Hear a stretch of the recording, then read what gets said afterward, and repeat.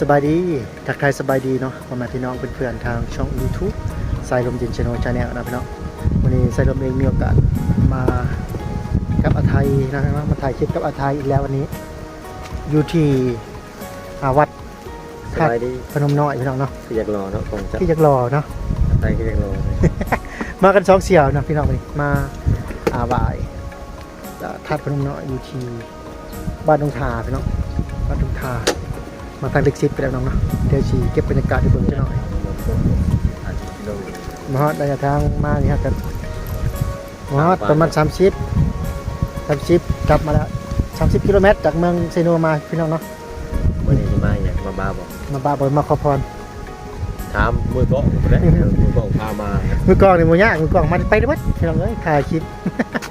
มาตั้งใจมาถ่ายคลิป ตั้งใจมาถ่ายคลิปแล้วมาขอพรมาขอพรเอามาเวียกเด้อเธอมาเวียกทางนี้มาเลยซอยไทยมาเลยเนาะใส่จนมาเวียกนิดนึงจะมา ตายมาเลยนะไปทางฟ้า ตามมาเลยนะเดี๋ยวจะถ่ายคลิปเป็นมือกล้องให้อาไทยก่อนไปเนาะตัวนี้ก็บูชาเลยพี่น้องบูชาขันก็คือว่าเป็นขันหาแล้วก็ขันนักเบงเนาะจะมาบูชา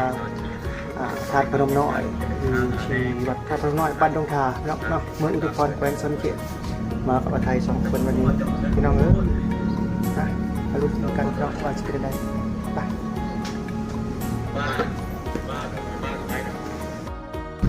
ตอนนี้จะกำลังเลยพี่น้องมากับอาไทย2 คนมาบะขอพรนำธาตุพนมน้อยอยู่ที่วัดธาตุพนมน้อยนะทุกคนเนาะ บ้าหน้าขาว บ่ให้ร่ำรวยเงินทองให้ได้เป็นผู้ได้สู้งามพี่น้องเนาะหน้าที่การงานจะได้กันนะ ถ่ายอยู่แล้ว ประมาณนี้นะพี่น้องเนาะตอนนี้สรุปสิเด็ขอเขาเป็นปากมันพี่น้องกับอาไทย2 คนพี่น้องเนาะ ไปจะถ่าย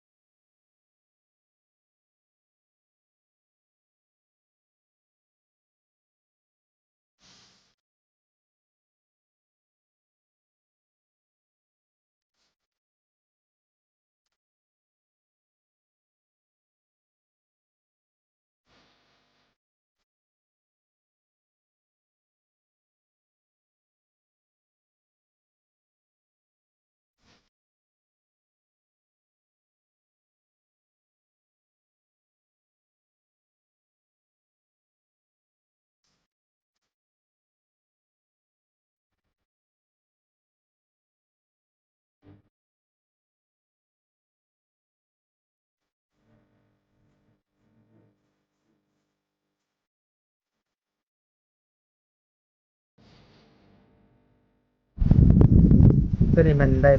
ขอพรในประธานน้อยเป็นทีละร้อยนะทุกคนได้แก่ต่อไปมันสีได้อย่างออกธาตุอีกประมาณ3 ห้องเนาะประมาณนั้นทุกคนทำสุดกันตอนนี้สลมเองอยู่ที่ธาตุพนมน้อยเนาะมาขอพรนำพระธาตุพนมขอพรเนาะมันตอนนี้สิอย่างออมพระธาตุก่อนเนาะจะบ้าแล้วนะยางตำลังพี่น้องยางอาจจะหลังจากที่ว่าเฮานั่นแล้วยางตำลังเนาะเพื่อเป็นสิริมงคลให้แก่ตัวเองทุกคนเนาะมาเฮาไปกันพี่น้องวันนี้เฮาอยากมันสำเร็จเฮามาถ่ายคลิปอ้อมมาบ้าเลยพี่น้องคลิปอ้อมวันนี้เฮาหลังจากนั้นเฮาก็สเปนเราสิมาอ้อมอีกบ้าอีกแก้อีกนะพี่น้องจะประมาณนั้นพี่น้องเนาะนี่อยู่ที่ธาตุพนมน้อยพี่น้องเก็บบรรยากาศให้พี่น้องได้เบิ่งเลยนะพี่น้องเนาะวันนี้ว้าวพี่น้องศักดิ์สิทธิ์หลายเมื่อนี้ก็ขอให้ข้าพเจ้าพร้อมด้วย2ศูนย์ทูบใส่ลมถิ่นชโนปังๆเด้อพี่น้องเด้อนี่นะธาตุเมืองเก่าที่ศักดิ์สิทธิ์อีกแห่งหนึ่งของอาซิโนพี่น้องก็คือเมืองซิโนพี่น้องเมืองอุทุมพรเนาะจะประมาณนั้นทุกคนเป็นมาก็อาไทยพี่น้องอาไทยเรียบร้อยแล้วจะได้สิออกเมื่อค่ำคืนเนาะอ้อมอีกก่อนห้องหนึ่งพี่น้อง เอาห้องนี้ไปกลับเลยเนาะอาไทยเก็บบรรยากาศให้เบิ่งแบบมันนี้ล้มลายพี่น้องล้มแห้งเนาะแต่ว่าเขาก็พาพันธุ์บุษักมา2เสืออาไทย2คนวันนี้แต่ว่าวันนี้ก็สิได้มาสมใจแล้วก็ถ้ามื้อนี้ได้ทำความมุ่งมั่นปรารถนากับสิมาอีกเนาะมื้อหน้าสำหรับคลิปนี้แม่นสะดมสิริครับไปก่อนพี่น้องพบกันใหม่คลิปหน้าบ๊ายบายสวัสดี